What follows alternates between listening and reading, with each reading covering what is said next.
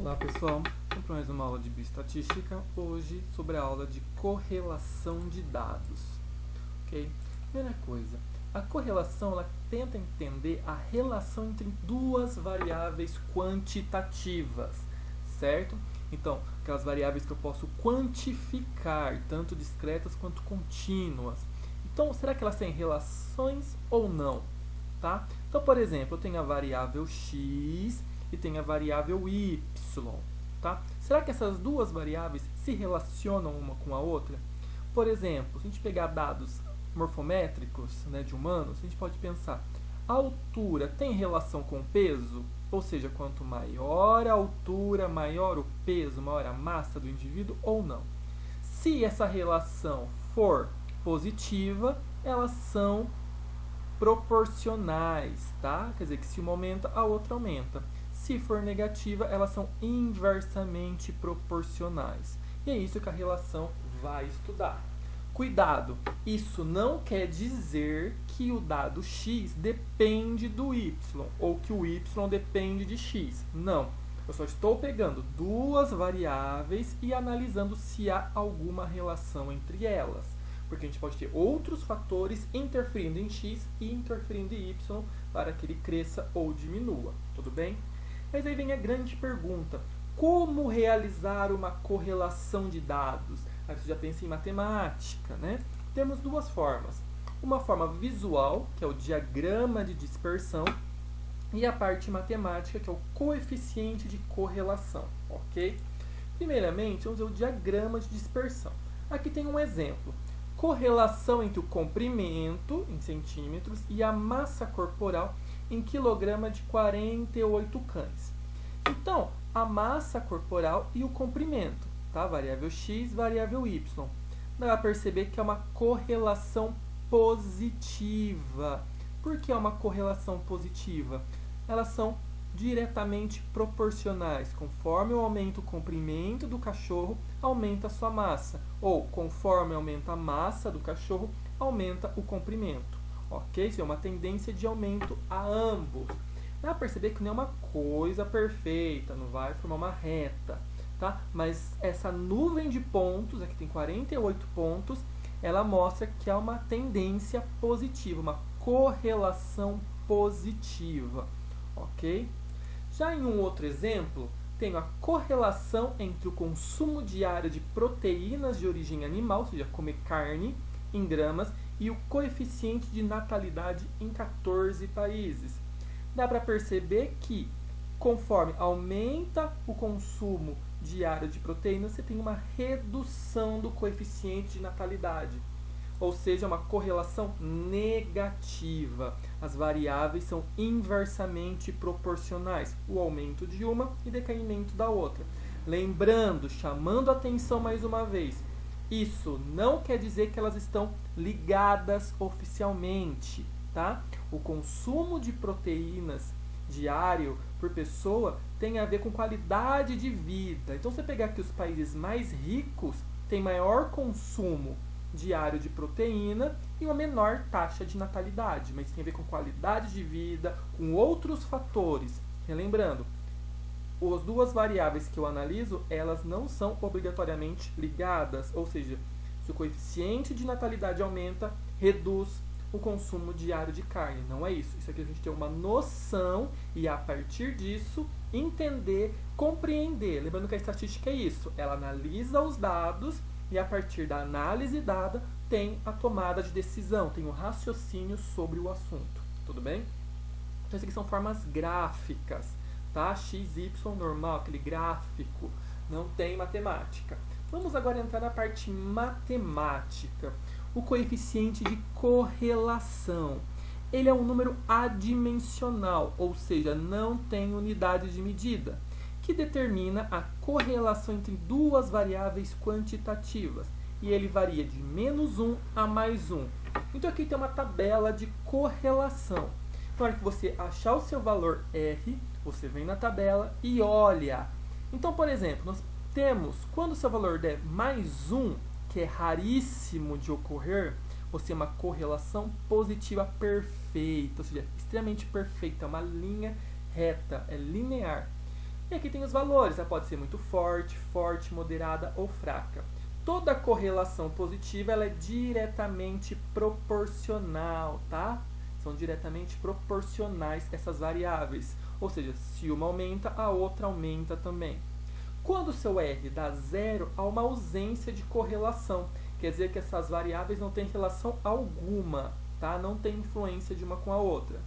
Porém, se o seu valor der negativo, você tem correlação negativa, ou seja, suas variáveis são inversamente proporcionais, que varia de 0,01 negativo a menos 1. Se der menos 1, é uma correlação negativa perfeita. São totalmente inversas, tá? Que também é raro de se encontrar, ok?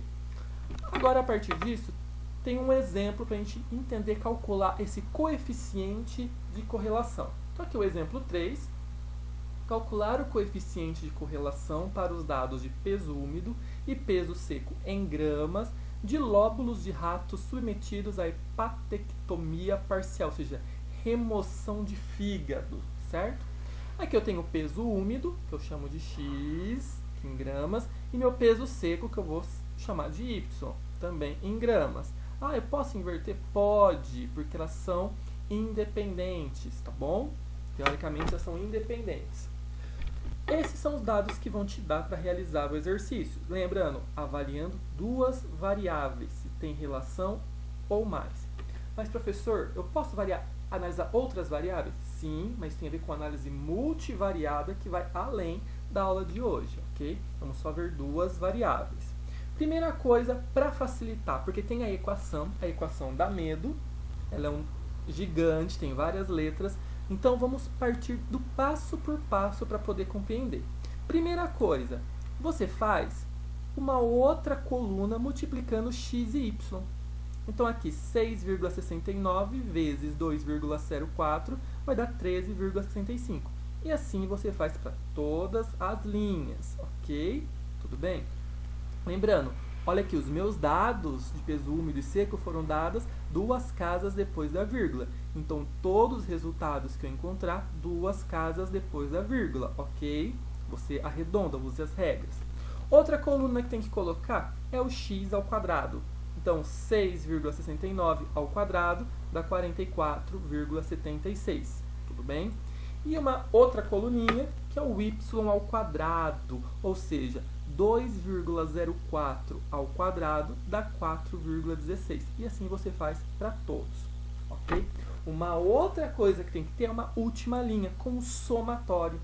Lembra esse símbolo de somatório? Então, se eu somar todos esses valores de peso úmido, dá quanto? 59,39. Se eu somar todos os valores de y, vai dar 17,43. Se eu somar todos os valores da multiplicação aqui, todo o produto de x por y, eu tenho 131,93. Todo x ao quadrado, eu vou ter 451,92. E somando todos os y ao quadrado, eu vou ter 38,63. Tudo bem? Então, você tinha coluna x, coluna y. Faço a soma do produto, x ao quadrado, y ao quadrado e o somatório. Aqui, nessa última linha, você tem todos os dados necessários para partir para a equação.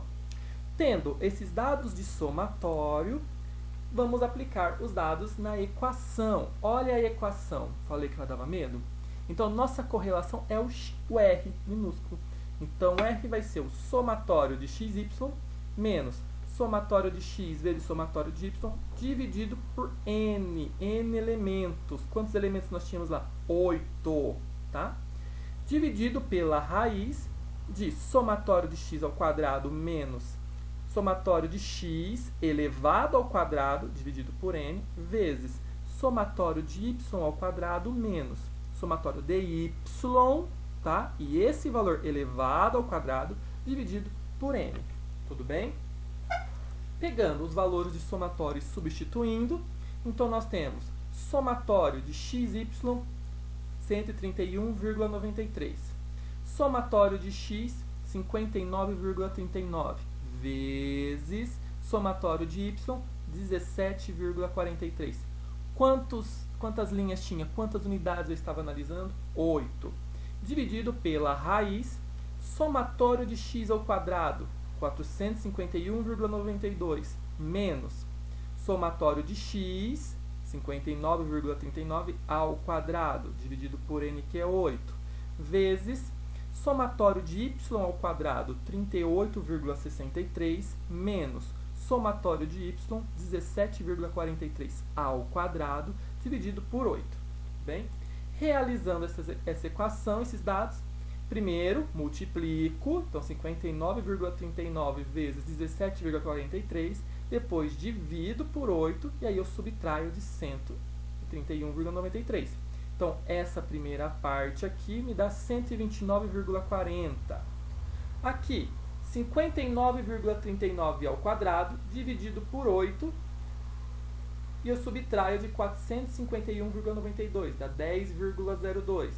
Mesma coisa aqui, 38,63 menos, primeiro eu faço o quadrado, 17,43, divido por 8 e depois subtraio de 38,63, que me dá 0,65. Igual, então, aqui em cima me dá 2,53 dividido pela raiz de 9,37. Esse valor dá 0,8265.